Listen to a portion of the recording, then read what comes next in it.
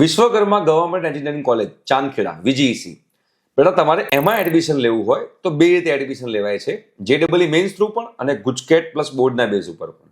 તો જેડબલઈ men's through એમાં 5% seats available છે. તો તેમાં all India rank branch wise કેટલો હોવો જોઈએ જેના કારણે તમે લોકોને વીજીઈસીમાં એડમિશન મળી શકે એની હું આજે વાત કરીશ.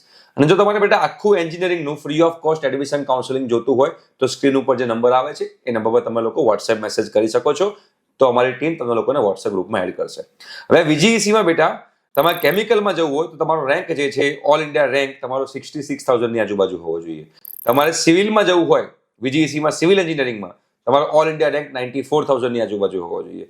કોમ્પ્યુટર એન્જિનિયરિંગમાં જવું હોય તો તમારો ઓલ ઇન્ડિયા રેન્ક 29,000 ની આજુબાજુ હોવો જોઈએ.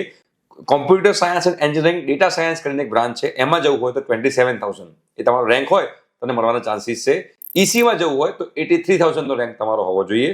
તમારે ઇલેક્ટ્રોનિક્સ એન્ડ ઇન્સ્ટ્રુમેન્ટેશનમાં જવું હોય તો તમારો રેન્ક જે છે 41,000 હોવો જોઈએ. આઈસીટીમાં જવું હોય ઇન્ફોર્મેશન એન્ડ કમ્યુનિકેશન ટેકનોલોજી તમારો રેન્ક જે છે 69,000 હોવો જોઈએ. આઈટીમાં જવું હોય તો 21,000 રેન્ક હોવો જોઈએ. ઇન્સ્ટ્રુમેન્ટેશન એન્ડ કંટ્રોલમાં જવું છે તો તમારે એમાં રેન્ક તમારો 11,000 ની આજુબાજુ હોવો જોઈએ. રાઈટ. મિકેનિકલમાં તમારે જવું છે તો 76,000 ની આજુબાજુ રેન્ક હોવો જોઈએ.